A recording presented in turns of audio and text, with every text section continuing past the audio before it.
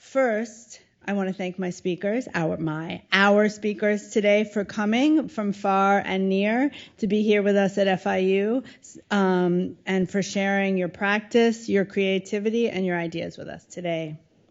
Next, I want to thank Dr. Rich Olson, who could not be here this evening. He is the principal investigator on the grant that is behind this event, Commons for Justice, Race, Risk, and Resilience. He is an incredible inspiration to me. I did not know him well before collaborating on this grant, and he is just terrific, and I just want to give a huge shout out to Rich. Thank you. I also want to thank his team, his well-oiled machine team. I am so impressed with all of you, with David, Carolyn, Liz, Marcy, and everyone that works at the Extreme Events Institute. You guys are amazing. Thank you. And of course, to the Wolfsonian FIU, and to Shoshana Resnikoff for her collaboration and generous and flexible spirit. So thank you. Thank you to the Mellon Foundation for your support and your endless generosity and creativity to FIU. So thanks, Mellon. And of course, thank you to Enrique Rosell, to whom I owe everything. You're clutch, always. Thank you, thank you, thank you. All right, and now to the formal introductions this evening. I'm going to start. I didn't even ask you, Morel, if it's Doucet or Doucet. You can pronounce it Doucet. Doucet, okay. Morel Doucet is a Miami-based multidisciplinary artist and arts educator that hails from Haiti. His work uses illustrations, ceramics, and prints to discuss the impact of climate gentrification, migration, and displacement affecting Black diasporic communities through a contemporary reconfiguration of the Black experience. His work catalogs a powerful record of environmental decay at the intersection of economic inequality, the commodification of industry, personal labor, and race. All such powerful themes that we're all very interested in. Thank you for being here, Morel. We also have tonight Roberto Lugo, who is an artist, activist, poet, and educator. As a potter, Lugo fuses traditional ceramic forms with contemporary cultural and political references, bringing social relevance to the decorative arts and engaging with issues around poverty, inequality, and racial injustice. Born and raised in Philadelphia, he began his career as a graffiti artist and attended the Kansas City Art Institute for his BFA and Penn State for his MFA. As I read their bios out loud, I just want to say, man, did we do a good job of picking the right artists for this project. So again, thank you. And finally, Shoshana Resnikoff is a curator at the Wolfsonian FIU, where she works with collections of art, decorative arts, and design. She recently co-curated A Universe of Things. Mickey Wolfson collects and also Deco Luxury to Mass Market, and is currently developing an exhibition and site-specific project with Roberto Lugo. How about that? Prior to coming to the Wolfsonian, Shoshana served as an assistant curator at the Peabody Essex Museum, where she contributed to the award-winning exhibitions T.C. Cannon at the Edge of America and Playtime. She has also held curatorial positions at the Terra Foundation for American Art and Cranbrook Art Museum. Shoshana holds an MA from the Winterthur, I can never say that, program in American Material Culture at the University of Delaware. Welcome, all three of you, and I can't wait to hear what you got. Thanks. Amen. All right, good evening, everyone. First of all, thank you so much for being here with me this afternoon. It's an absolute honor to be able to present my work, and I hope you enjoy the presentation I put together for you guys.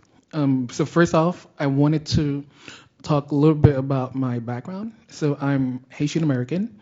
I was born in Haiti, and my family left Haiti in the early 90s. So essentially, we're immigrants, where my father was in prison back in Haiti. And so when the U.S. intervened with the political affairs back in Haiti, we got the ultimatum and the choice to either stay or to leave. And so my father, being a doctor back in Haiti, he wanted to kind of continue doing the line of work that he was doing. And so he wanted a better life for me and my siblings. And so we left Haiti literally within 24 hours. And as a young child, I knew things were happening, but I started to have an understanding of that through the landscape around me. So in the image is me and my two aunties. That's the last image of me taken when I was back in Haiti. And then the image on the other side is one of the first images in the US. And, as a little kid, I think when you go through something that very traumatic and fast, so I was always very quiet, really introverted. And it was kind of like later on, I started to kind of talk more and just trying to assimilate into American culture. So I've not been back to Haiti in about 15 years. And so even though a lot of my work references Haiti and the culture, I'm still working from the idea of the memory of what I imagine Haiti was. And I know that the climate has changed right now. So this is a little short video that kind of highlight the landscape and the beauty that I remember it from my childhood.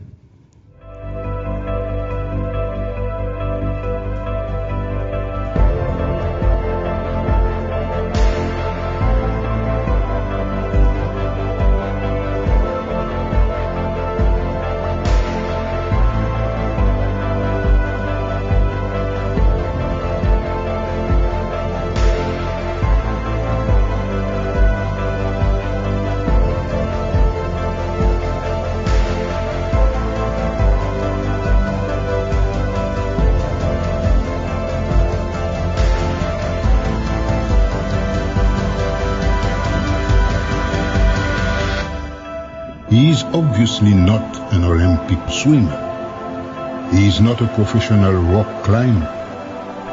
He is not trying to establish a new record. He is just having fun.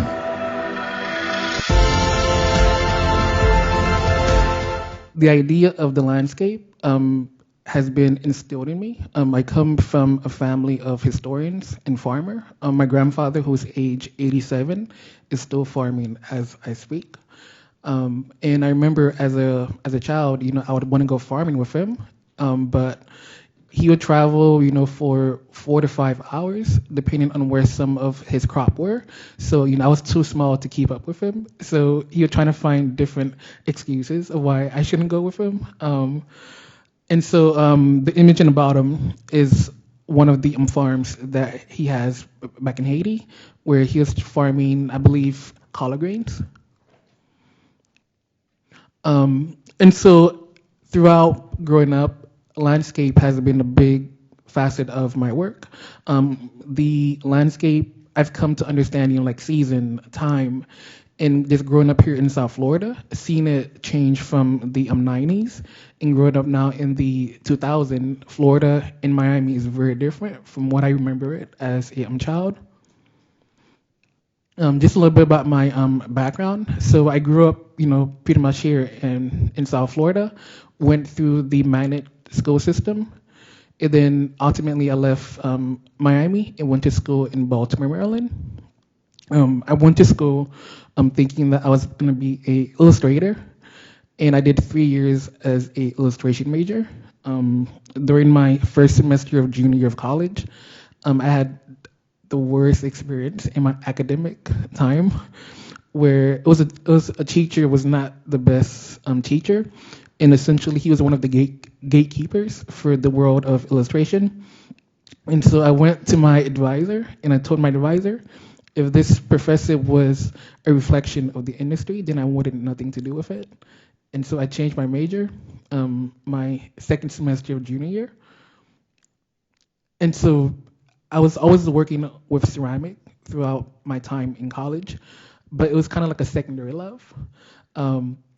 And so when I changed my major, I still graduated within 4 years because I was always doing 18, 21 credit semesters. As a child of an immigrant, the idea of failure was kind of all over my body. So I just wanted to make sure that I took every class that was within the reach. So I took classes in ceramic, in design, in writing, just everything that the campus offered. I was in every class. And some of the work that I was making was referencing different cultures throughout our globe and ideas of the double consciousness. And so towards the end of my college years at MICA, a lot of the work were a hybrid of different people, different cultures, and referencing different life forms from the ocean, from the forest, from land. And I just had a really deep respect and admiration for the different cultures that was in tune with nature and the environment. And then I also was a teaching assistant in college, and it really spurred me in a different direction than what I originally imagined for myself. And so through being a teaching assistant in college, it led me down the path of museum education. So after I left Baltimore, I came back home to Miami, and then I joined the Perez Art Museum back in 2013. I was part of the original team that cut the ribbon, open museum to the public. I remember during my first 2 months working with a hard hat because the building wasn't technically done yet. So it was an interesting moment in my museum path. And then after 5 years at PAM, I left PAM and joined the education department at ICU Miami, where I currently work as the school program coordinator. And so as an educator, I take a lot of my knowledge that I've learned throughout growing here in South Florida, and I instill it in my students. I work across the board from students in K through 12 and adults on the spectrum as well, or adults that are blind and visually impaired. And I feel like the work that I do as an artist really informs these kids. These kids, when I look at them, I see myself. Many of them don't speak English, or English is their second language. And so being able to take art as this catalyst and integrate it into their math, science, reading is just an incredible thing. And those are programs that I grew up here in the early 90s. And with funding and budget cuts, unfortunately, a lot of those programs were taken away. And so I used my resources at the museum to come into certain schools and to reintroduce these lessons that I grew up enjoying. This is one of my students. He's in middle school now and completely shut down in the classroom. And the first time coming to the museum, this was him in the gallery answering every single question that was going on. And the principal was completely blown away because this is a student that was problematic in the classroom, doesn't talk. And the fact that he was operating and answering questions in the museum this way, it really showed the impact of the program was having on students. And so just a little bit of my work after I left college. So right after, I started, this is around the Trayvon Martin time, where I started making work about the fragility of Blackness and how that connects back to the fragility of coral reef in the ocean. So this is a video I'm going to show that shows a little bit behind the scenes of that work. Oh, it didn't play.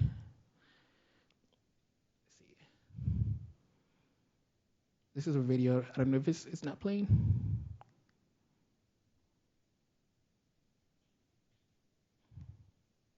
All right, it didn't play. It's all right. So essentially, can the back play the video?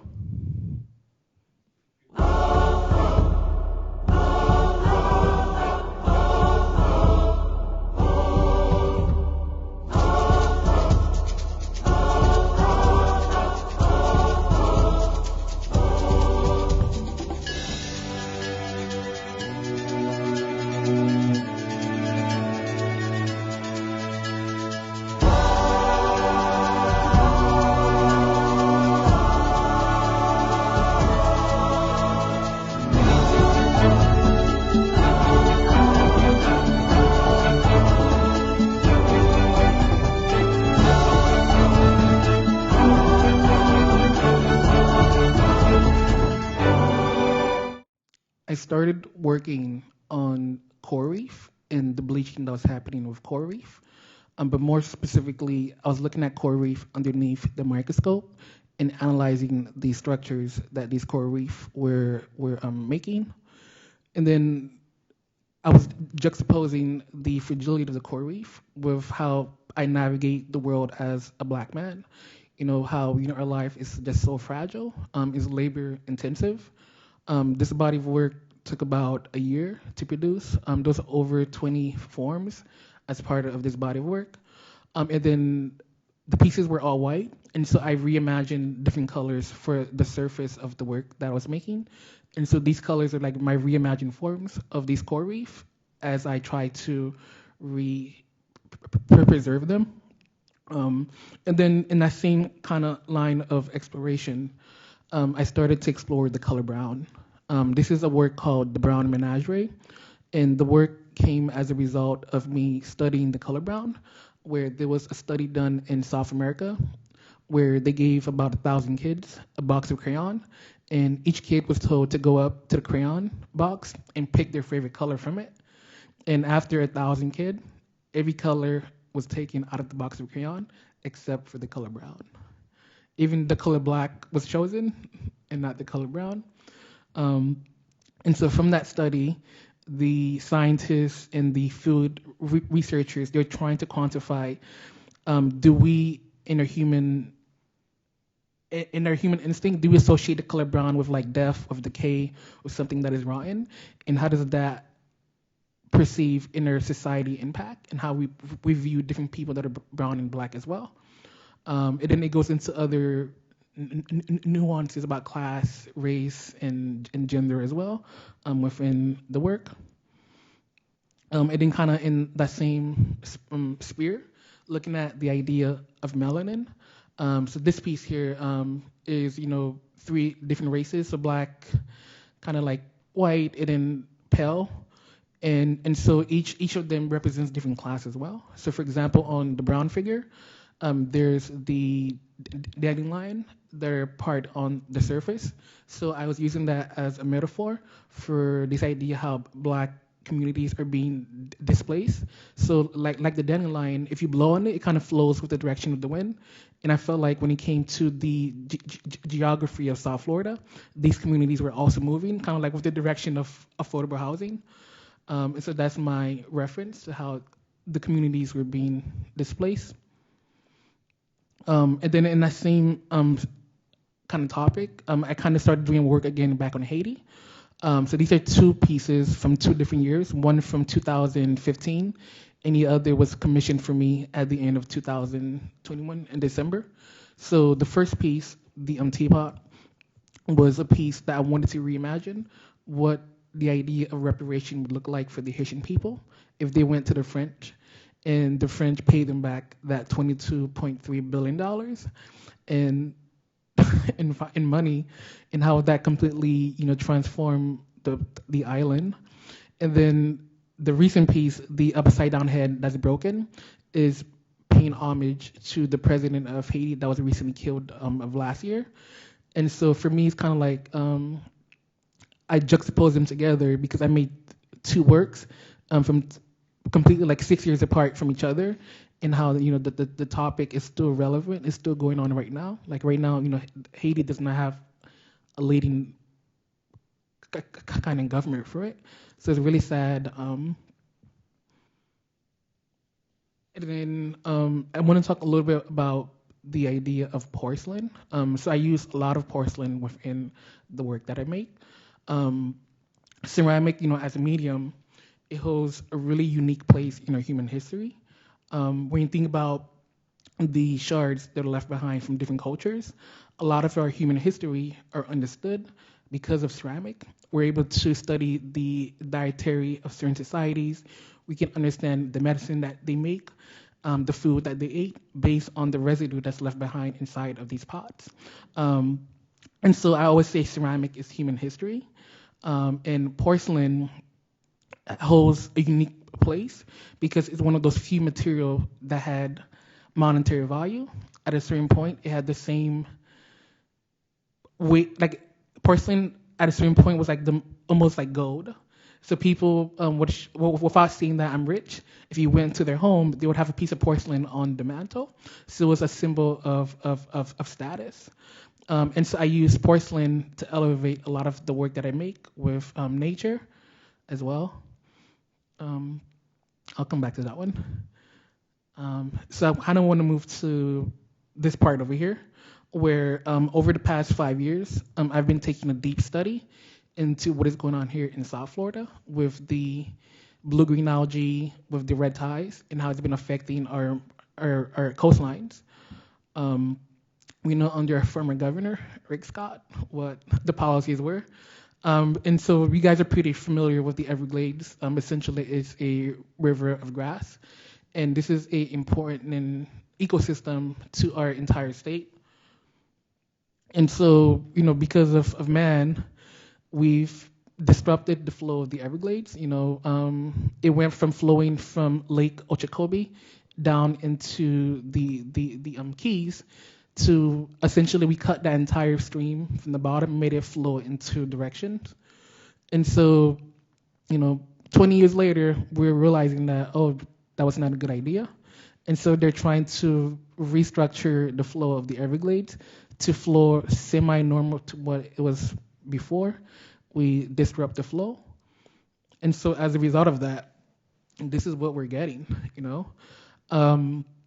This project was really emotional because I would go early in the morning to different coastlines along the coast of Florida. It was taking pictures and just imagining not only the sight of this, but just imagine the olfactory, the smell, the smell to this of maggots on the floor, of decay.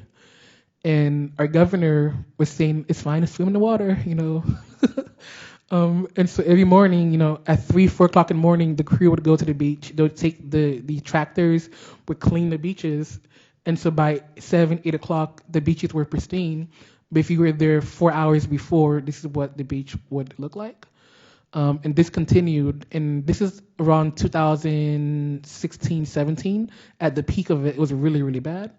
And even there's one picture that I found where a whale shark washed up on the beach as well. And so kind of going back to porcelain, I started making these work in porcelain to kind of pay homage to these dead that was washing up on the beach. And I wanted to elevate them as a status.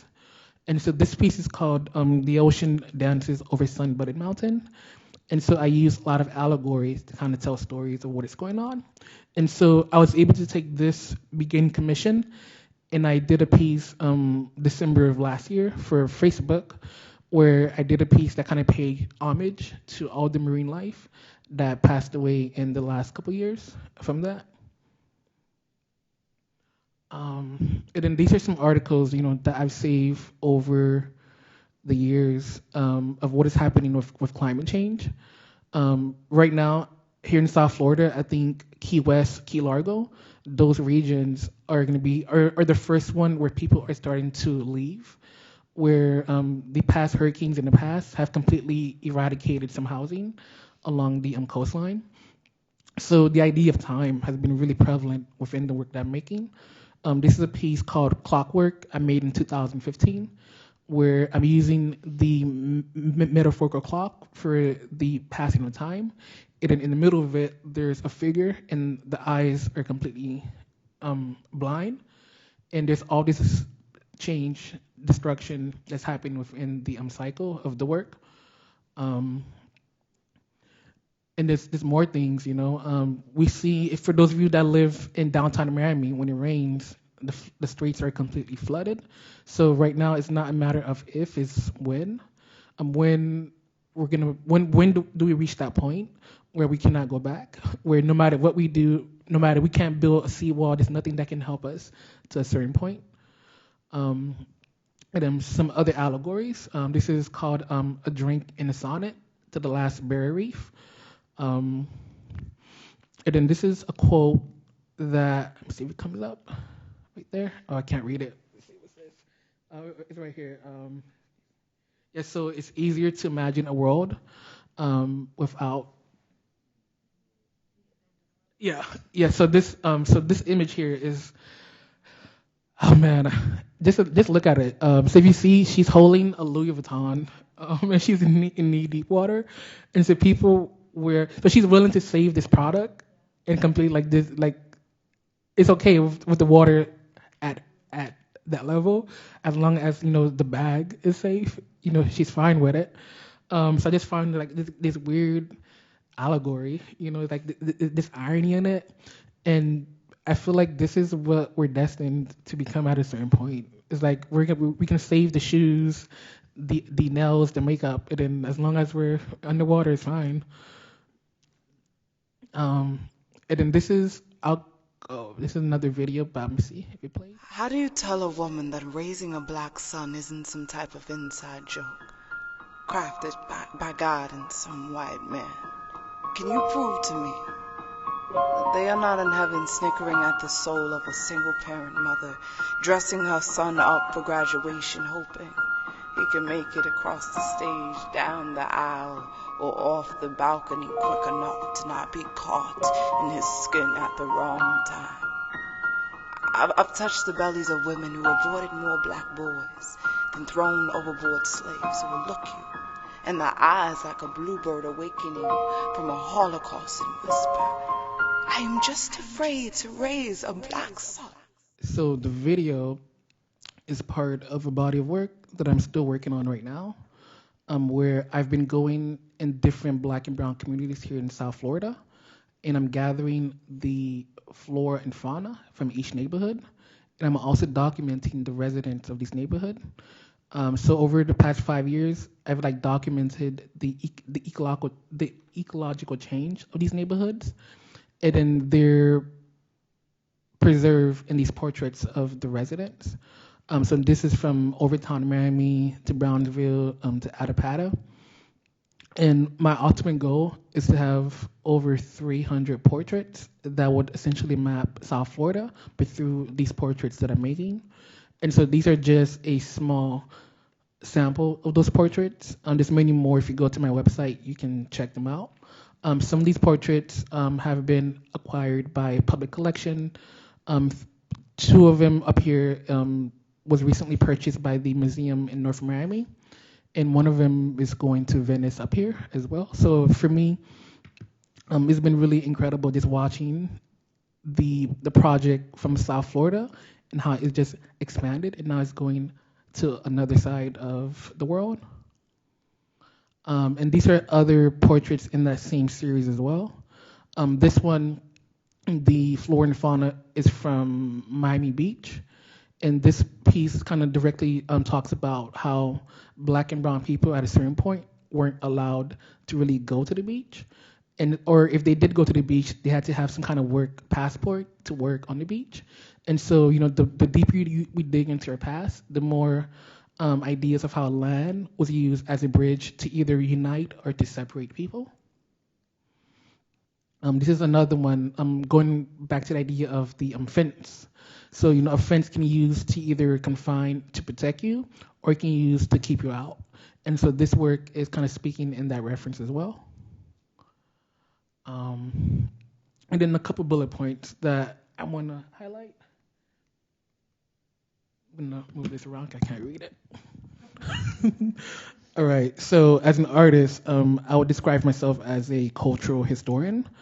I make the work from love. When I started making the work I was making, I had no idea it would pick up any interest from anybody. But just with time, people just started becoming fascinated with the work I was making. I like to see myself challenging the status quo and to use my work as a point of conversation for different people, different generation. And then also, my artist model is create to serve, create to experience, and create to dream. All right, so I'll leave it there. Then I'll go back to the slides when me and Lugo speak. Right. Let's hear from Morel. Well, it's a real honor to be able to share this stage with you. And I think one of the really incredible things about being part of ceramics specifically is I mean, it's bad and it's good, which is it can be quite incestuous, meaning like everyone knows everyone, but then also wherever you go, you know someone, and you know, then that community gets smaller and smaller and smaller when we talk about other artists working in clay that are artists of color. And Morel and I met maybe some 10 years ago in Deer Isle, Maine, which is in the middle of nowhere. And, Haystack Mountain School of Crafts. Shout out to Haystack. But what was, you know, really interesting is something happened there that, you know, often happens, which is, you know, you find yourself in predominantly white spaces, and then you see one other person of color. You're like, who that? You know what I mean? We just accidentally sit next to them during lunch and see what happens. So I'm from Philly, and right now I live in a suburb of Philly. And one of the reasons why I talk a little bit about where I'm from is because it's so relevant to what it is that I do today. And, you know, for lack of a better word, there's this just sheer juxtaposition that seems to follow me in just existing within the art world and making work in the platform that I have. And so I love these images because I winded up living in several different houses, probably anywhere between 8 to 12 different houses growing up. But this one house that maybe is to your left, what I think is interesting about it is, you know, when you talk about these, I don't think there's a metaphor that you use. What was the word you used for it? It's symbolic of something else. Oh, the allegory? Allegory. Yeah. The fact that these stairs go up to nothing, I think it's an allegory. And, you know, I started making art at the age of 25. And I'd never taken an art class before that. And predominantly my art took place in the streets of Philadelphia. I used to do graffiti. And that's one of the things that I think is really interesting is I think that in every culture, in every group of people, there's people that are inherently prone to want to make art and express themselves in a certain way. The problem is that there's a lot of parts of society where people are not given the opportunity to do that. And so where do those people turn? And so for me, I didn't have art painting classes, but I did graffiti. I didn't have art history classes, but Philly has this great mural program, which was really my first experience looking at art. For me, art early was the graffiti I grew up doing and the murals. And the murals in Philadelphia, thank God, are predominantly of people of color, painted by people of color. And that program came out of graffiti. So the Anti-Graffiti Network was started to, they noticed how beautiful the things people were painting. And then they said, well, why don't we give them jobs? Why don't we fund this and figure out what we can make out of it? So as I mentioned, I didn't start making art until I was 25. And one of the things that I noticed was one of the reasons why I initially even ended up taking an art class was because I lived in Philly and I saw myself going on the wrong path. I got 57 first cousins, and most of the men wind up incarcerated. And most of my friends were incarcerated. You know, I come from as hood of a neighborhood as you can come from. And, you know, one of the first things that happened in high school, my first day of high school, our teacher handed us a textbook and just said, write down word for word what's in here. So if anybody looks in this room, it looks like you're doing something. So I winded up moving to Seminole, I winded up moving to Florida, and I winded up taking a class at Seminole Community College. And at the time, I was like, well, what do I take? I don't want to have to write a paper. I don't want people to know where I'm from, you know. So I said I'll take an art class because then, you know, I used to do graffiti, and it'll be my way to introduce myself to other people. And immediately when I sat down on the potter's wheel, it felt wrong. It felt like I'm not supposed to be here. It felt like someone's going to tap me on my shoulder. It was the first time I'd ever been in class with a majority white people. And in so many ways, like years later, I kind of feel like it was like my study in ethnography, like figuring out, you know, like American culture and what that meant. Because I would like look around and I would see all these people making teapots, and I was like, just how much tea are white people drinking, you know? Like, it was curious to me, right? So one of the things that happened in undergraduate is I was in my wife was in a critique, and she had a picture of me, and one of the people in the class said, this doesn't look like what you're saying. This just looks like some Mexican gangster, you know? And this is a point where I had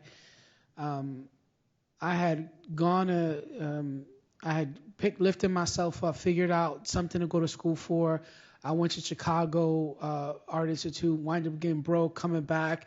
I wound up making my portfolio in my parents' kitchen, you know, just throwing pots at nighttime. And I used to actually like lift up a whole barrel kiln and move the stove out and then plug in my kiln. One time I actually injured myself lifting up the kiln, and I woke up, and it took me about 6 months to recover from that.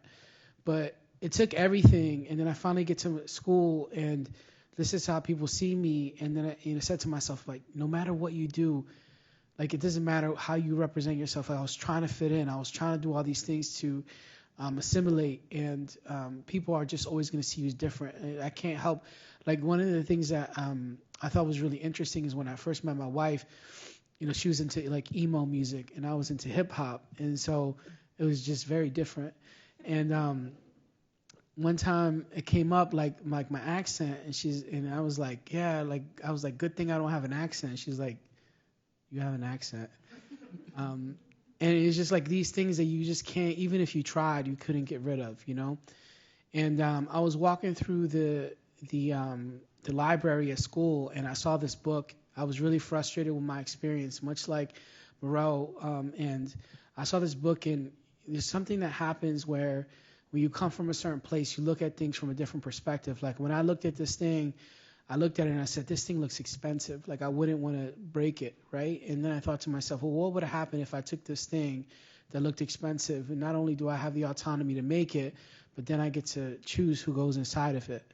So I put a portrait of myself on it. This was kind of like the biggest, excuse me, but this is the biggest fuck you to, you know, everyone at my school, because no matter what I did, I couldn't fit in. And I was thinking to myself, like, I'm going to put my face in a place that doesn't belong. I'm going to do whatever it takes to be present in this place. Also, my background, you know, really relates to how I approach art making, not only as a maker, but I also feel a sort of responsibility as an artist to pay it forward. Because one of the reasons why I use a lot of civil rights leaders in my work is because I think a lot of times we're so accustomed to like YouTube culture or something where you do something, you get an immediate response, you protest, and then some law changes. But in reality, the things that we're doing today aren't going to take effect for another 30 years. And the work that they did is why I get to go to college for something like art. And I realized that early on, I was trying to make work for people that come from where I do. And I realized, like, if you're worried about food, you're not worried about what you're eating it out of, right? And so I don't want to gentrify my own culture and say, y'all need this. Look at this great thing I learned how to do. You know, you really need this. So one of the things I decided to do is just to start setting up my pottery wheel on the street and just seeing what would happen. And, you know, it's really interesting because every time I set it up, it's a whole different experience. Sometimes it's just me sitting there and people walking, being really suspicious of what the hell is happening. Like, why is this, you know, person throwing in the street? What is this thing? Because, you know, most people from where I'm from haven't seen somebody throw on the potter's wheel. I mean, I haven't done a survey, but I don't think that that's happened. And especially someone that looks like them, someone that's from there. But through this process, I've taught people who I just saw dealing drugs. I've taught people who are known sex workers. I've taught groups of children, just any and everyone, you know, who's interested in it. And the idea behind this is like, how many obstacles are there for you being able to take a class in art? You think about it. I mean, like to be able to take a class at FIU, what do you have to do? I mean, you have to go and get a high school degree or a GED, right? You have to take a test. You have to show up. You have to pay the money. You have to figure out how to get a loan. I mean, all those things, every last one of those things I just mentioned is a barrier, right? An obstacle, and an additional obstacle is somebody who already comes from a place where just all these things are a challenge. Some of this work, if you like to see more of my work, there's a feature on CBS Sunday Morning that I did that shows me working with people on the street. You're welcome to check that out.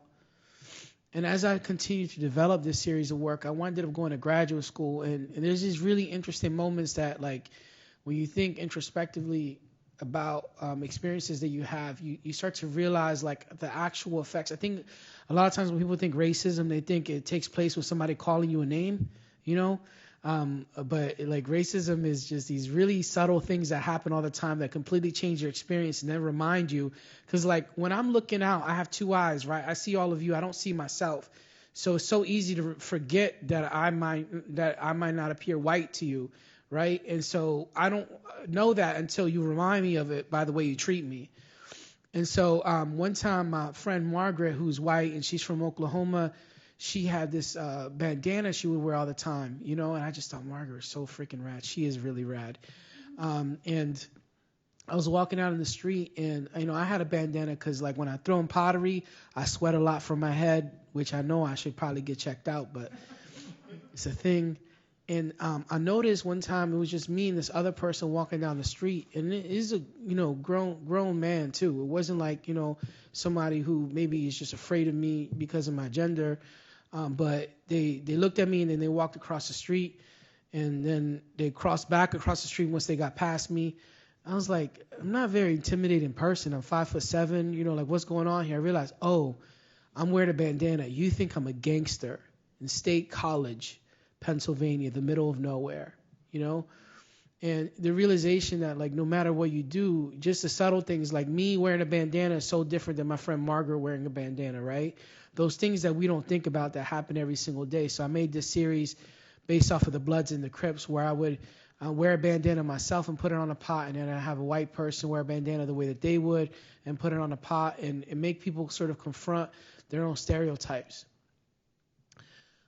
During graduate school is these things that you, like, as I mentioned, you can't even foretell what's going to happen in terms of like how your background is going to come up in your experience. And I came to the realization why so few people of color wind up going to school for art. I think first is pragmatism. I think a lot of times when most of us go to school is first generation, so we tend to like get jobs where we know somebody else, like nursing, you know, something where I know I can immediately get a job in. And, you know, art might seem frivolous. And at some point I winded up getting myself in graduate school. My brother was incarcerated. And when he was locked up, it was this like this thing that happened, this like torment of thinking about the same person that you used to sleep with every single night, you used to share all your meals with. How is it that they winded up in prison, which is really where I was supposed to be? Like, odds are so much better that I would either be dead or in prison than I would become a potter. You know, it's incredible how different our experiences are. And so I started to make this work because I was sculpting a self-portrait, and I realized it was actually a portrait of my brother. And I made another one, and I made this series where you know, our heads are just saucers for the excess of society. Whatever they want to give us, whatever is left over is what we get. Kind of like trickle down economics. So, you know, a lot of times if you look at my work in a broad way, you might say, okay, well, if I were to explain his work, he puts people of color on pottery. Like that's probably the way that some people who, if they don't look into why or the purpose of these things. So I don't generally feature black men who've been killed by police on pottery. But one of the things that I was thinking about was this was around the time of Freddie Gray, and I was thinking about when Freddie Gray died, all of a sudden we weren't talking about other people who had died, right? And it's just almost like a news cycle. Like you hear about these things, people protest them, you feel good about yourself, and then you go home. And I was thinking to myself, ceramics is something that lasts thousands of years, just like Morel was talking about. This is how we know about cultures in the past, what people were eating. And so, you know, in many ways, I'm following a tradition of talking about what's actually happening today. And so in many ways, by documenting these people, I'm thinking about how to make it so that these names don't get forgotten, these people aren't forgotten, and we don't revisit the same things. One of the really difficult things about drawing Mike Brown was one time, this happens to a lot of artists where it's like 2 or 3 o'clock in the morning, you're working, and then you realize that you've been working, or you don't remember working.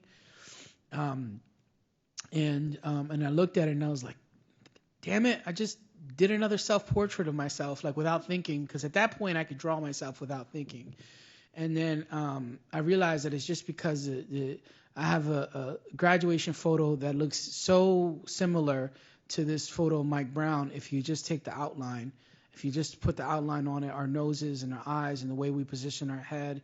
And, it made me realize all these moments because, one of the first things that his mom said when she saw him dead was, do you know how hard it is to get a black man through high school? And I don't think that makes sense to a lot of people unless like you understand what it actually takes to get a young man of color through the point. So as I mentioned, my school experience was terrible. So I did everything I could. I had some traumatic experiences in my first year of high school, and I applied to leave and transfer to other high schools, and I didn't get anywhere. And I was really close to quitting because in my family, you only have to finish middle school as a man. Like, that's it. You're supposed to go out and work. And I had a job, too. I worked at a factory after school. And my mom, she went to school and found out, to find out why is it that I hadn't gotten anywhere. She went to the school district, and then she wanted to find a woman who was a Latino representative of the school district. And she went into the office and did an audit and found out that they never sent any of my applications to any other school. And it was like I was probably the only kid in the entire school to actually like apply myself to try to get out.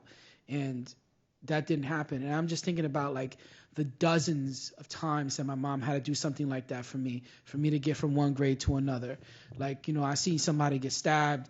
I'm scared to death. I want to quit school. She transferred me to another school, transferred me to another. I went to 12 different schools, K through 12. That's how hard it is to get a black man through high school. Like, people don't realize it takes work.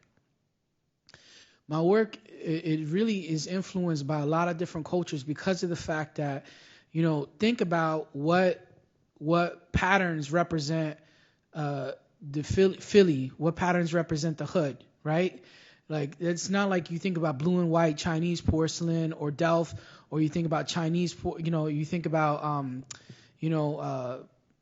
like the different patterns that I'm representing here. So I started to think about that. And so a lot of my work is influenced by taking from all these cultures that in many ways have taken from me, my culture, and utilizing those and synthesizing those in really interesting ways.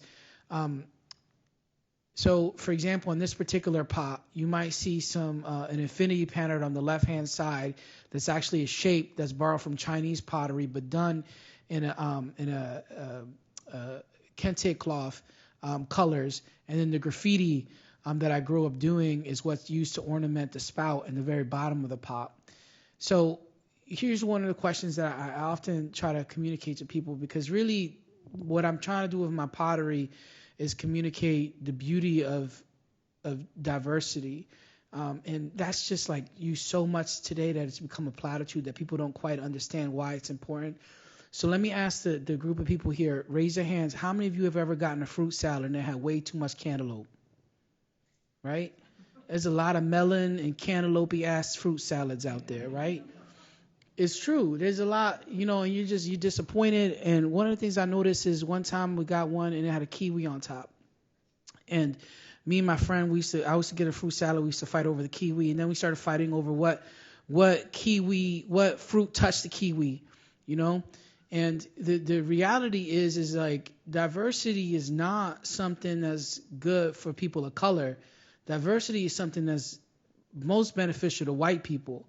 Diversity is something that's beneficial to everybody, because the more diverse a community you live in, the more distinct and unique you become.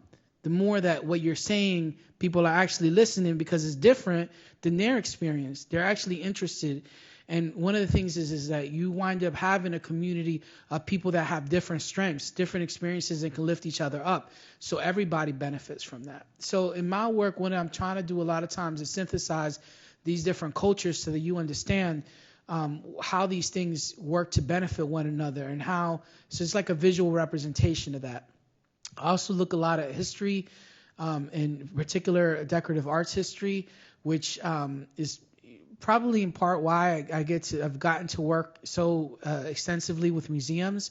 And I'm kind of a pottery nerd in terms of looking at this, and I'm really interested in historic objects. So it just winds up being something that I'm just drawn to. So the piece on, I believe the piece on your right is the centennial vase, which was made for the 1876 World's Fair, which was used to describe 100 years of America. So it had all these innovations like the iron and the telephone, and and then also this really great relief of the nice and tidy experience that indigenous people had with the colonists.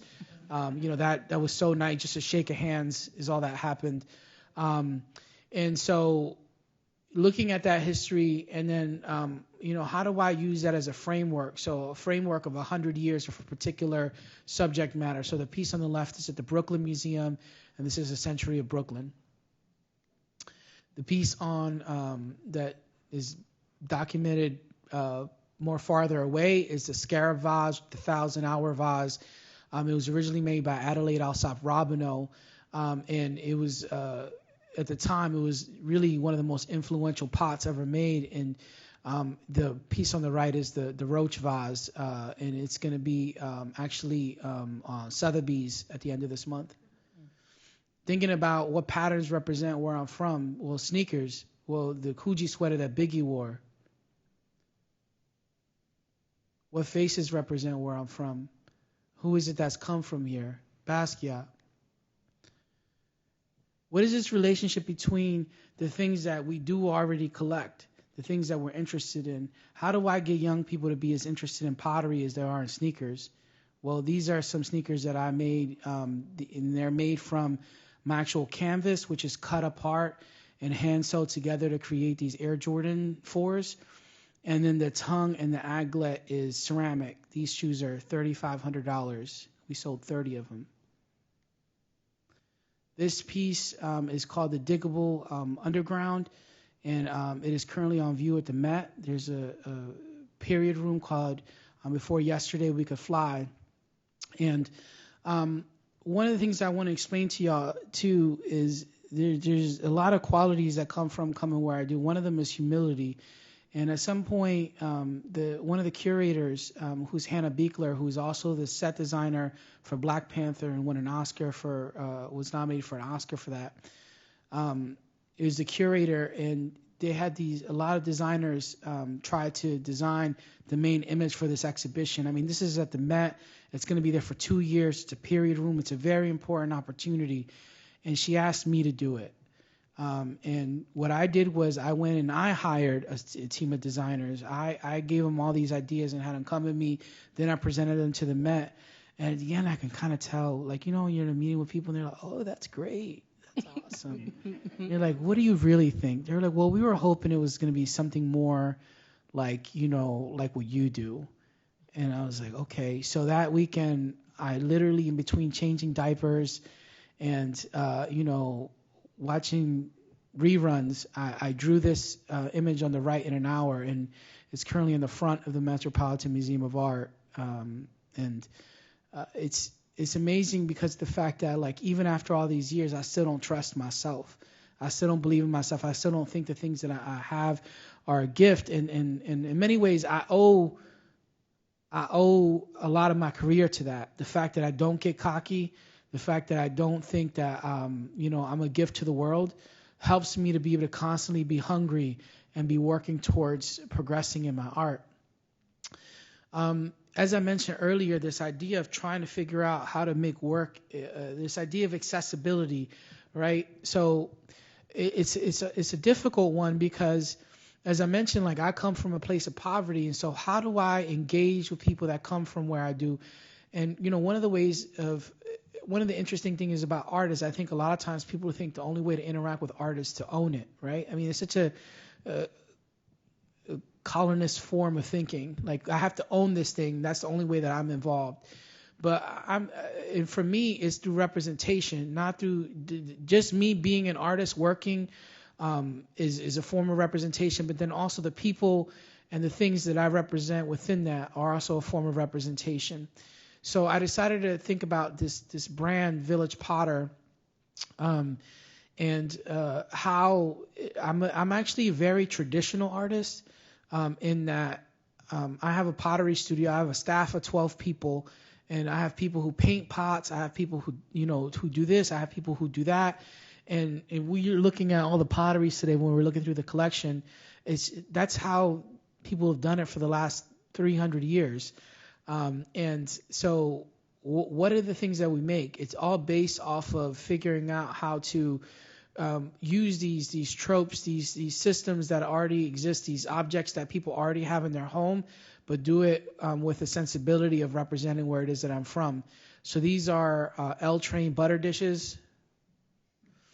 These are bookends. Even in the bookends, they're chubby little nuggy nugs. These are my kids. These are clothes that I designed. If you checked out my pants today, there's pants that I designed. And then I'm also thinking about the cup. The cup is probably the most sold object in ceramics. It is the most sold and traded object in ceramics. But I'm thinking about it the same way you think about sneakers. Every month comes out a new one. And that way, even if you've had the last 5, you're still interested in getting the next one. These are my rings. These are my bags. So these bags are made again. I paint a flat canvas. And I have a friend in New York City who cuts it apart and hand sews these bags. These are ceramic hats. The one on the left with me is was an El Decor. And then the one on the right is one that I custom made for my father, which has the village he grew up in, the farm he grew up in. They're completely surrounded. And these are both made out of clay and are wearable. I just want to quickly talk about this exhibition, which I was given this grant to be able to look through the collection at Penn, University of Pennsylvania, and curate. And one of the things that I found is they had a collection of almost 6,000 objects, and I lie to you not, at least 90% of them were paintings of white men painted by white men. So what do I do with that? Really, it was begging for me to make an exhibition of my own work in relationship to that. So as soon as you go into this first room, it's the same color as Independence Hall in Philly, and it has all these portraits of white presidents, like, just your who you expect, all the normal crew: George Washington, Abe Lincoln, Ben Franklin, other assorted white guys, and they're all in these gold frames. And you go in, and as you go in, you see this portrait of Ben Franklin, and on the other side is my father. And this is called Two Philadelphias, because on this side is the Philadelphia people come to visit, and the other side is the Philadelphia that I grew up in. This is the inside of the Afrofuturistic period room, where my piece is featured in the middle. And on the other side of it, Harriet Tubman is Erykah Badu. And one of the greatest things that's happened is she's a collector of my work. She bought, out of those sneakers, she bought 6 pairs of those. And she's awesome. This is a project I'm currently working on, which is a 20-foot tall pot that's going to be a DJ booth. So if you have a chance, if you're in Jersey, come May, you can come and walk inside of one of my pots. And this is all going to be decorated by me with scaffolding and, a lot of help. This is a mural that I designed of Black Thought of the Roots that's going to come up in May. So this is officially going to be a permanent mural in the city of Philadelphia. And if you can't tell who that is, it's Sonia Sanchez on one side and Amiri Baraka on the other. And this was made in consultation with Black Thought, so I got to work with him on this project, which is really cool. And the last one I'm going to show, mind you, this is not even close to the final design. It's a sketch I did on my iPad so we can apply for a grant.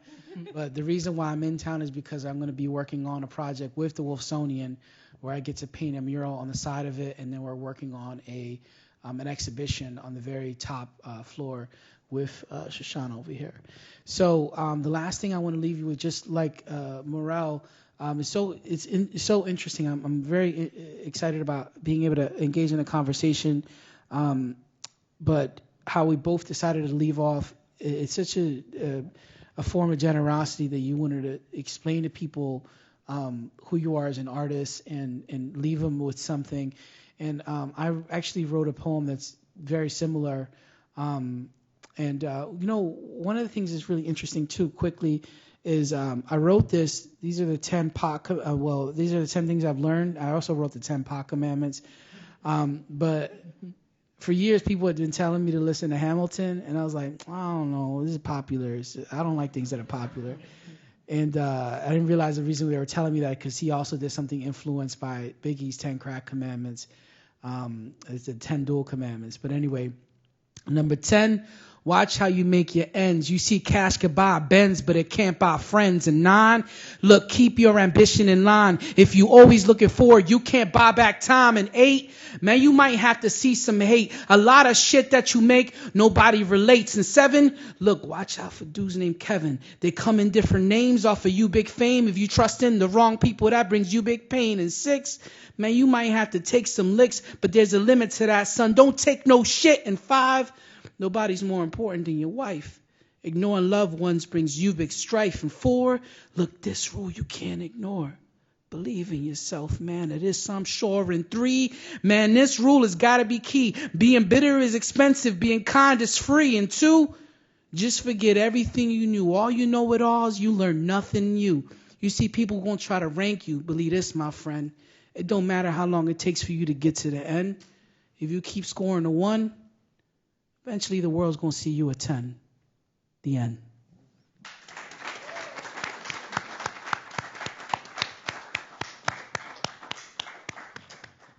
I got to take a selfie with you, though. Can everyone hear me? Can you hear me? Yeah?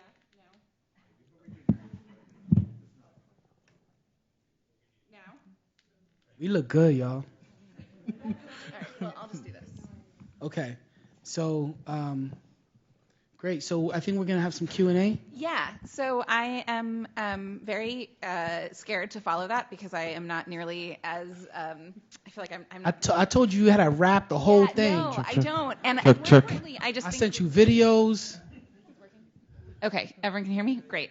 No, it's more that both of you just speak so beautifully about your work. And I had all of these like very carefully written questions, even from our conversation earlier today. And then I have all of these very scribbly notes just from hearing you talk now. So we're gonna find our way through this.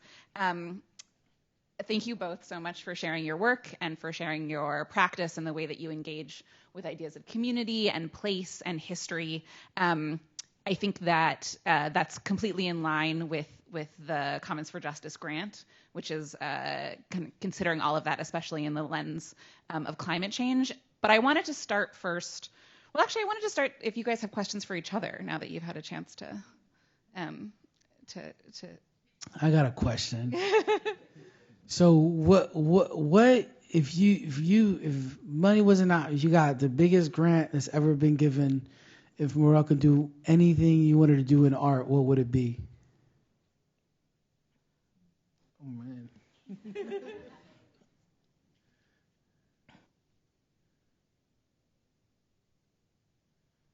We can come back to it if you want. Yeah. 'Cause for me, it'd be I'd buy a farm out in the middle of nowhere. I'd have a kiln. I'd have a chicken named Rob, an alpaca named Sal. He'd be a Salpaca. And, I'd bake bread and invite people to come and make pottery with me. I just sometimes I want to share that because, like, I think is what I like, what my taste is as an artist, as a consumer, is so different than what it is that I make as a maker. But then also, even my dreams and aspirations are different than what people might assume. So I think is a really important question because I'm curious. I always think about what's Morel, like maybe I might not, hopefully I'll live another 20 years, but if it doesn't, 20. I'm just curious as to what your work's going to look like in the future because I feel like it's limitless, you know. You know what? I'm not really sure. But one thing that I've always dreamt about is like an underwater museum. You know? How many of y'all will go to that? See what I'm saying? Done. Oh, wow. Yeah, so like a underwater museum where people not only get to experience what is going on firsthand, but also maybe having a way to contribute towards the restoration of what is going on in the entire ocean, from the coral reef to maybe like making fishes out in the ocean. Because I really like right now, you know, coming from a family of historians, when I look at the history of the family, the history of the Haitian people, and seeing how history just keeps repeating itself again, like this constant cycle that never ends. So really, if it was a way to, like, if money wasn't an issue, like, I would produce something that has like a global impact, where it's not, where it lives beyond me, it lives beyond a state, a country, where it's like a global contribution, where every country, every human being can contribute towards that. That's great. And just a quick note for I don't know whether you're starting, whether you've been doing whatever you've been doing for a long time. I think that's a very important question for all of you to ask yourself. Like, if money wasn't a thing, if you weren't limited, what would you do? Because it sounds like a platitude, but that's what's driven me my whole career, is not thinking about what I'm supposed to do or what are the limitations of my field. That's why people constantly ask me, like, how did you get this? How do you get that? And like, I don't apply to the same things you apply to. I don't think in the same way you think.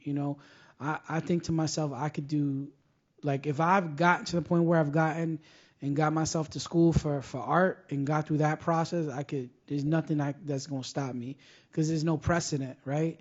So, think to yourself, with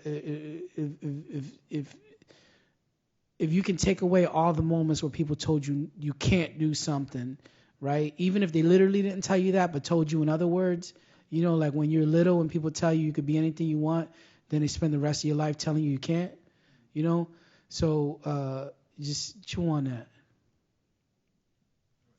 Well, that's actually a really great transition to my first question. Thinking, Rob, about the future and 20 years, what you're doing from 20 years from now. One thing, there's so much that unites your work, even though they I think are like fundamentally also quite different. And one thing that I see as a through line is this engagement with time. Morel, you're interested in the what happens to the landscape, what happens to the coral reef, what happens to the environment over this period of time of kind of human interaction and human interference.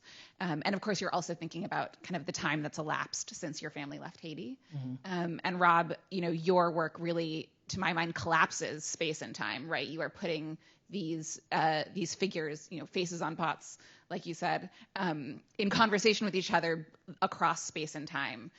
Colin Kaepernick and John Brown, right? There's this engagement with the passage of time and also the way in which these people are outside of it in the issues that they're addressing. And I'm just wondering, how do you see? First of all, am I reading this correctly? Am I seeing this in the way that you intend it to be seen? And also, how do you see your work continuing to engage with the passage of time, the moment we're in now, and then as the climate continues to be challenged and undermined, in your case, Morel and Rob, as you kind of continue to engage with social justice? What's the role of time in the creation of your work? Well, I literally wrote that down, and I'm going to use that for my artist statement. No, I mean that. It's so, this is why it's so important, y'all, to engage with people that is in work in a different way that you do. The idea of collapsing time and space is not, I never really thought of myself as a time traveler, but in many ways, like today, we were spending most of our day looking at work from the 20s and 30s, and it looks like something you'd make today, and the propaganda is so relevant to today, like literally what's happening in the world.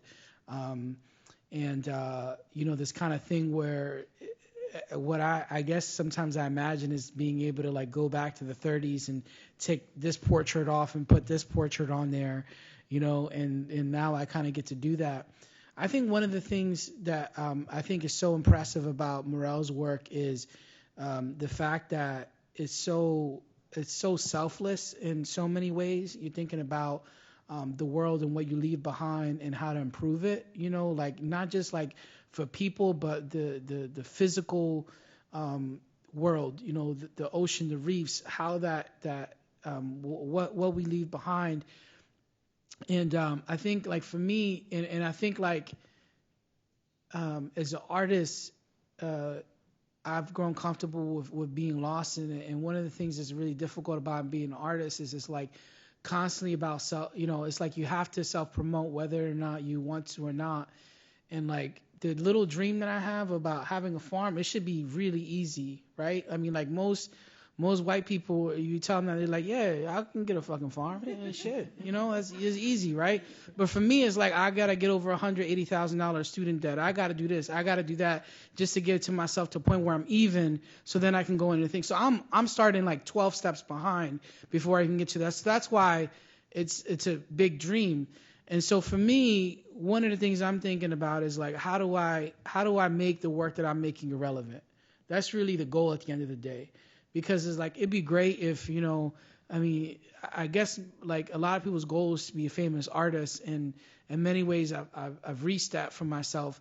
But then when I reach that, I'm like, well, that's never been the goal. And the goal is really so that there can be enough opportunity for people like me, so that, like, me doing what I'm doing isn't a juxtaposition or isn't jarring, no pun intended.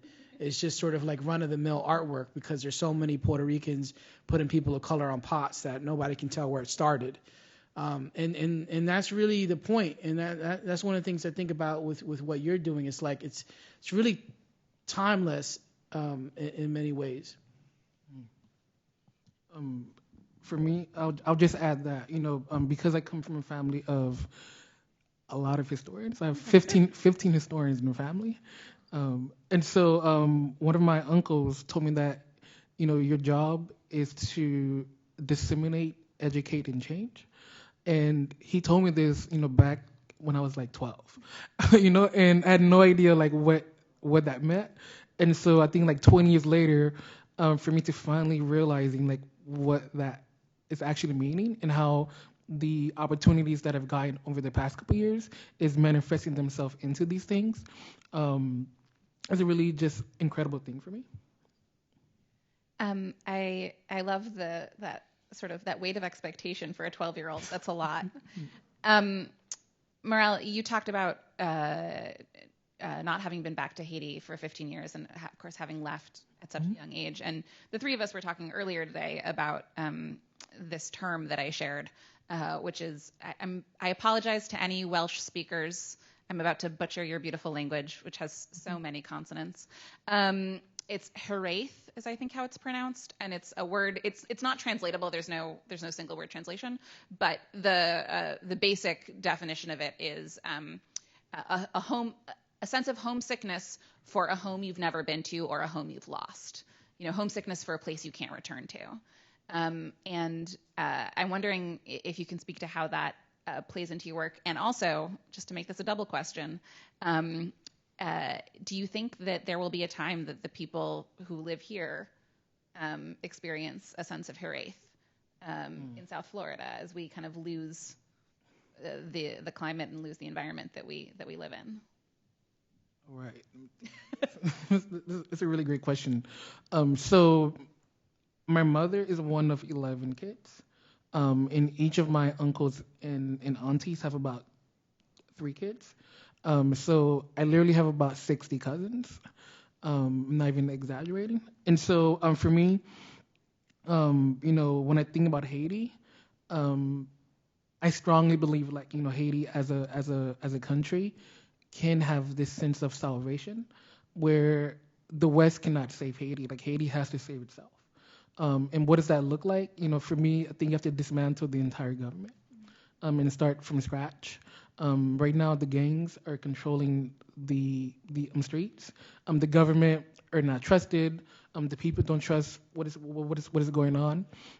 And so, as a immigrant, as a first generation in a country, it's like you want to pour resources back to Haiti, but then who is to receive these resources, and how are they going to allocate them? And so until there's an infrastructure in place in order to properly receive the resources, then change cannot happen. When I think about, these organizations like the Red Cross, like these sheeps and wolf kind of clothing, you know? Like Haiti got $6 billion and only 6/10, like 6 houses were built from that money, you know? And so, there's people that are on the ground that are trying to foster that change to happen. But in order for it to properly come in effect, it needs the proper government. And I think this next 3 years is going to really determine the direction that Haiti goes into.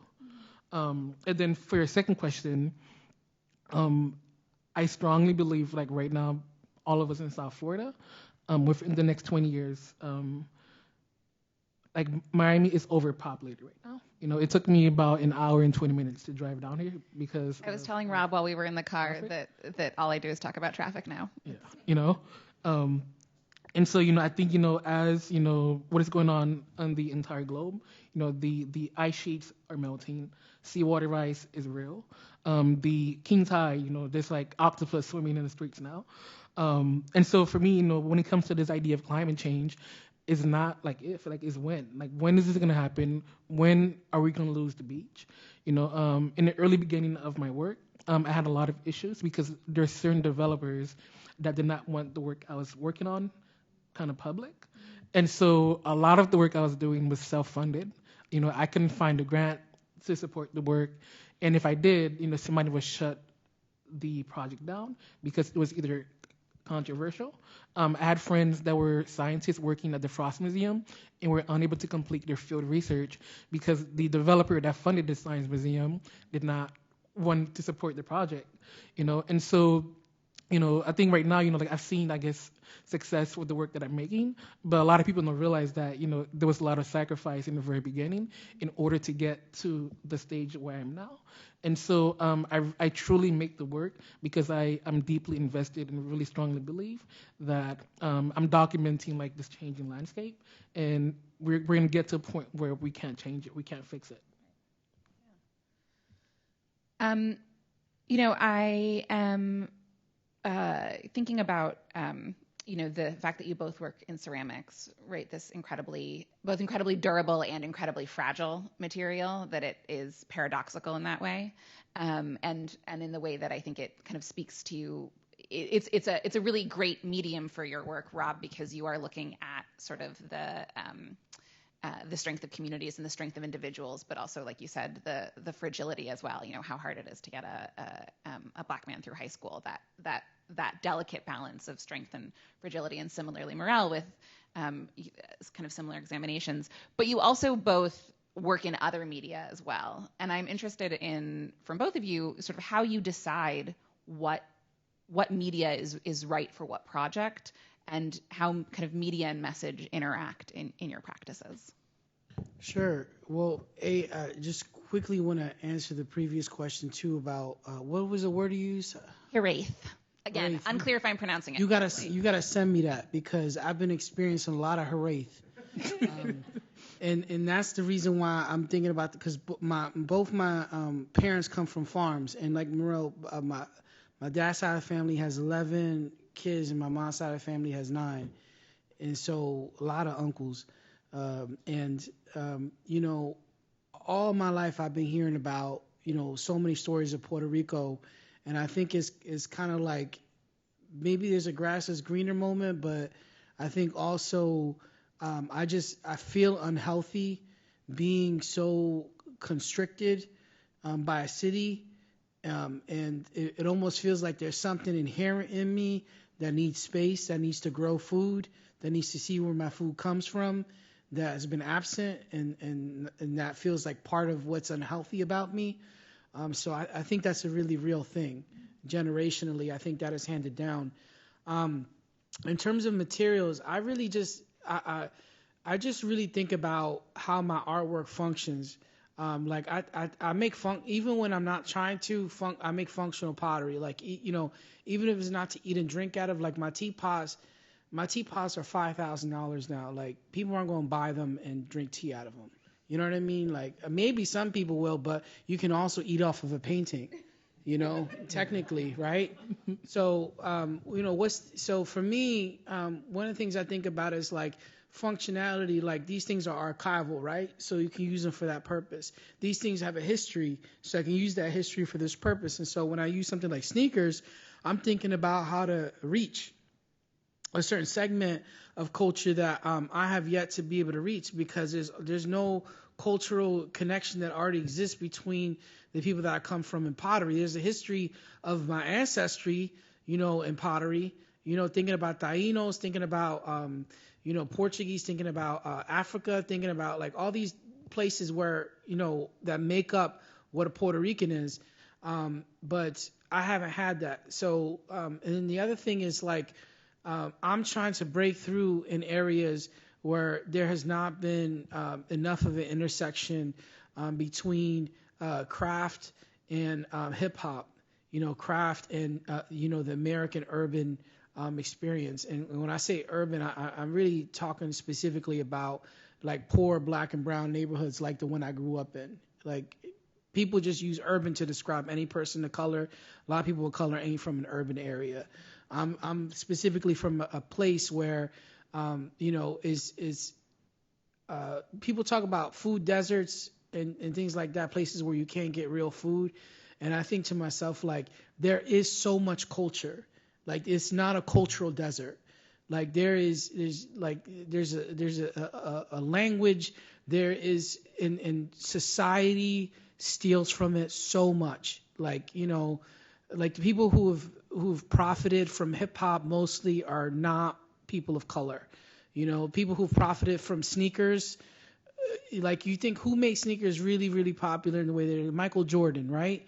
I mean, he's made some money, but like everybody else made more money off of that, right? And so the point is like we have our own culture, and we're almost like portrayed out there like we don't have a culture, but in reality it's a culture that so many people have stolen and used to represent and like make money off of, and then at the same time stealing the credit for that. Even rock and roll, like I could just go on and on and on and on. And for me, one of the things that I'm thinking about is like how to get people to be able to see their greatness, how to get people to see that like there is a relationship between Erykah Badu and Harriet Tubman, right? There's these relationships that people don't think about because of the fact that like the things that they're doing are so innovative and unique and distinct and contributing that you don't have to be somebody who takes people from the South and frees them from slavery to be able to do something with your life. You know what I mean? You can do it as a potter, you can do it as a singer, you can do it, and there's so many different ways that we do it, but that we don't get credit for. I don't know how to touch up on that. So for me, as I mentioned during the presentation, the best vehicle I've found to connect with my audience is allegory. People don't read, students don't read, adults don't read. And so what I've done as an artist is I've found ways to take information that I think is important and finding different modes or vehicles to disseminate that information. So rather it's through ceramic, it's through drawing, it's through video, film. I'm just open to all different forms of conversation, pretty much.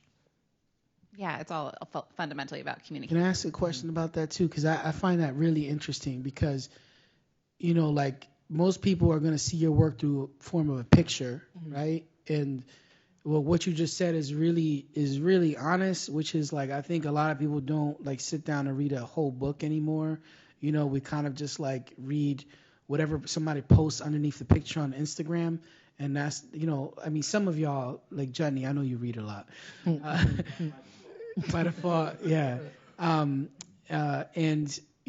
just think that's really, really intelligent is that you're using the systems that people do take information on and summarizing it and categorizing the way that they do understand and do take in that information. Mm-hmm. Like one thing that I find, with my work, I always call it a double-edged sword, where I essentially entice the viewer with beauty, and then I remind them of how they're complacent of the dying environment.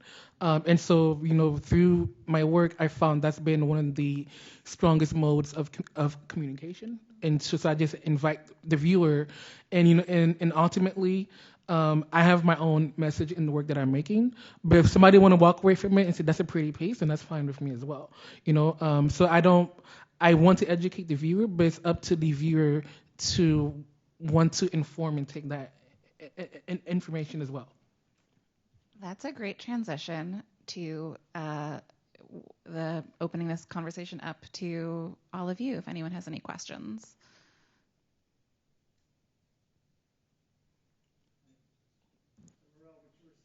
I get nervous for the environment in the sense that we're all just going to let it, no one's going to be conscientious, we're just going to go right down the path and whatever, who knows. Mm-hmm. Mm-hmm. Do you try to use some of your work to raise that consciousness of people you think that, like we were talking about the allegories, Mm-hmm. that can be spiritually good to a lot of different places that way, but I'm just curious if you fear the same thing, that we're not going to be able to get a handle on it. Yeah, so the question was, thank you, Rebecca. The question was, given the concern that people are just going to kind of let climate change continue apace and not see themselves as sort of conscious agents, Morel, do you see your work as like a call to arms, given Michael, am I translating this correctly? Given that that you can take allegory in so many different directions. Mm-hmm. Absolutely. Like the recent work that I'm working on right now, the title is called Water Grieves in the 6 Shades of Death, which is another allegory that I'm working on. So I'm looking at the idea of water, how it's been here since the formation of the universe. And so like right now, as a global connect, sorry, I'm trying to rephrase this again. It's new work. So I'm looking at the 6 stages of water and how we're entering like the 7 stages right now. And so when I go into different rooms, oftentimes I'm the only Black person in the room.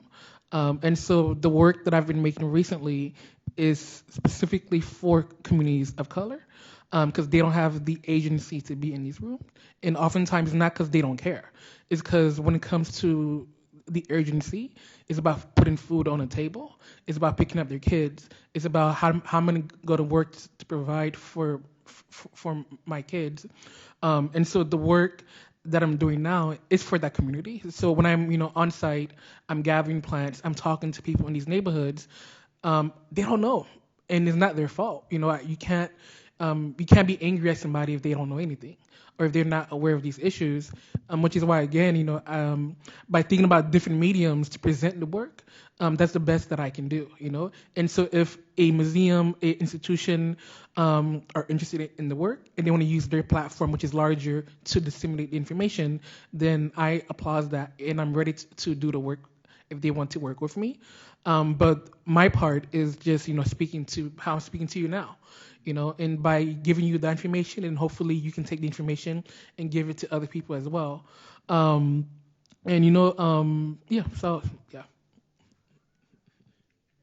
I really like that because it reminds me a little bit about with complacency. For example, I think just to use an example, I think like Black Lives Matter, like how people were so opposed to Colin Kaepernick kneeling, right? And like kicking him out, not giving him another job, but then acting like, but then, all of a sudden you see the protests, right? But then you see LeBron James wearing a T-shirt that's talking about it. You see so-and-so wearing a T-shirt. Everywhere you go, the conversation is about this, and you cannot escape it, So it's like information dissemination like really does change things, because then all of a sudden they're hiring people to come in and talk about it, right? These same places that used to push people away. And so I think it's so important to attack all these subjects in different ways, because like you said, our priority systems are so different, but they're also set up to like keep us in line, right? To keep people from us like protesting things like, ecological issues. And, so I really think it's smart. And that's one of the reasons why artists are so important, is because we think about how to do things in a way that other people wouldn't, right? We're not limited by restrictions of like having to do this and that in a certain way. So like like the allegory is so important because it's like theory and theoretical, but then also there's a practicality to it and a physical quality of like you're manifesting things that exist to communicate this information in addition to scientists, in addition to the news. But like, I think one of the things that I feel like is really important about being an artist is words have a tendency to separate people, right? So like when I say certain key phrases in this room, like let's say we had half conservative people and half liberal people in here. If I bring up a certain subject and I say it with words, don't matter what I'm going to say. After that, you're on one side or the other because of what you've been taught thus far and how you believe into that subject. Art works differently because if I communicate like poverty through art, right? You're not thinking to yourself, oh, how does this relate to the political issues of today?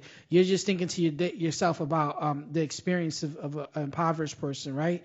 And so I think, like, for example, with art, with what Morel's doing, it becomes less politicized because it's more about like this is the facts, and it's like science gets to the mind of things, and I think art gets to the heart of things, and they're very important. Well, and it's facts woven in with narrative, which is always more compelling to people than just straight facts, right? Mm-hmm. That people don't change their minds when they hear data; they change their minds when they hear stories. And all you need to do is a fact today is just like be like facts, like you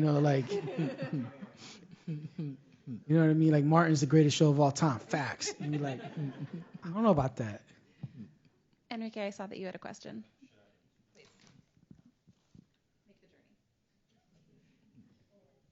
you want, I can pass it around after. Hello. This has been really, really great. You both kind of talked about a specific subject, kind of about, being an immigrant or coming from somewhere else and growing up as an immigrant and having this relationship with your parents and your family around art and kind of like growing up and like you mentioned, kind of always being told that you can do anything, but then as you grow up being told that you can't really do everything, but you can't do that, right? So I'm just curious. I'd love to hear about your experience growing up and like pursuing the arts and like your relationship with your family now and like how they view your art now that you've reached like this level of success, right? And also like how that comes into play. I know you both spoke about kind of like how that comes into play in your work a little bit, but what is that immigrant experience and like that experience of growing up and becoming an artist, like despite of, how does that come into play in your work? Yeah, I mean, I can talk about that really quickly because one of the things is my work has been so personal for a long time. It was really uncomfortable.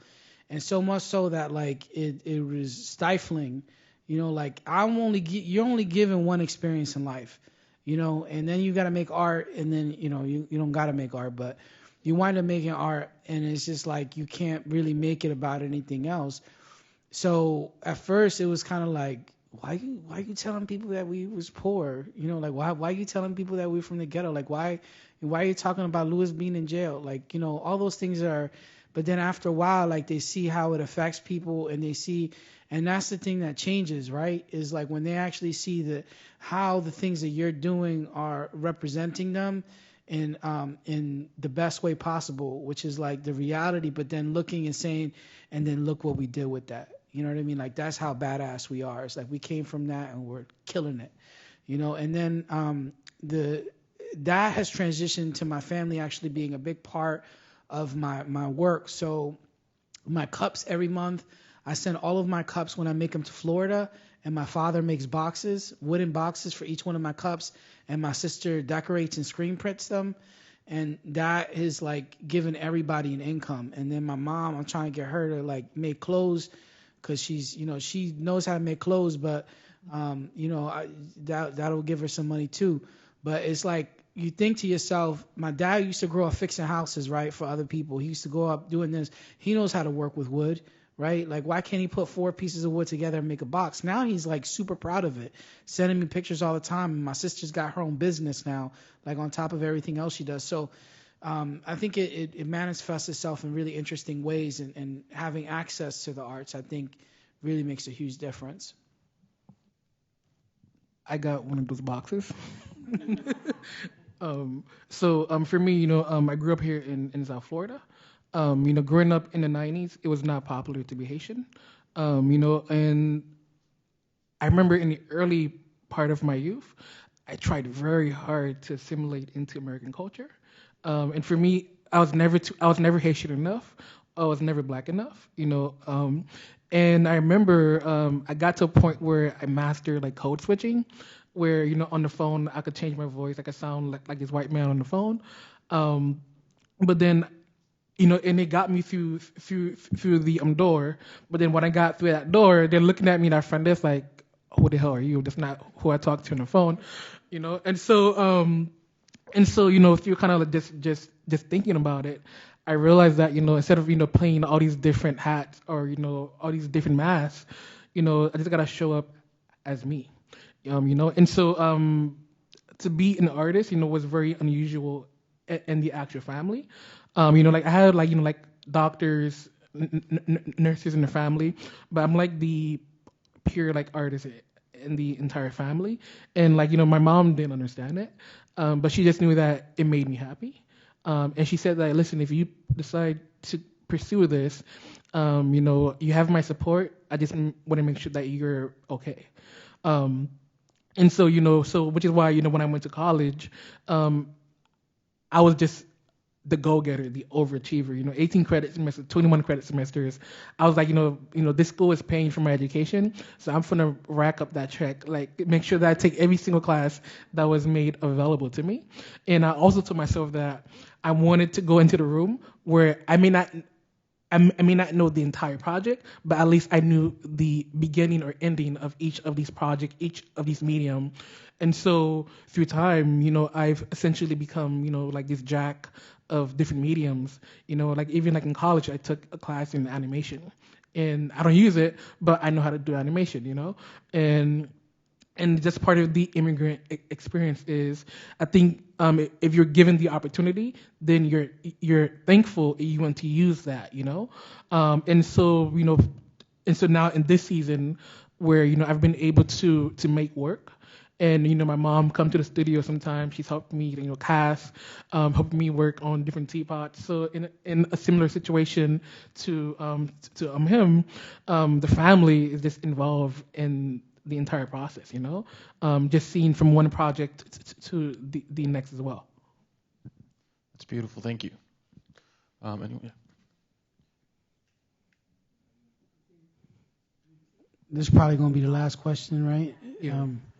Just quickly, thank y'all all so much for being here, because as you can tell, it's so easy not to be somewhere. There's this really great John Mulaney quote: "The fact that you would do anything is a miracle." So I appreciate y'all, your time and your support, and thank you. Alrighty. Well, I think this is a great last question. It is brought to you by someone who wasn't able to make it today, Dr. Valerie Patterson. She asked, how might resilience be reflected, identified, found via the artistic lens?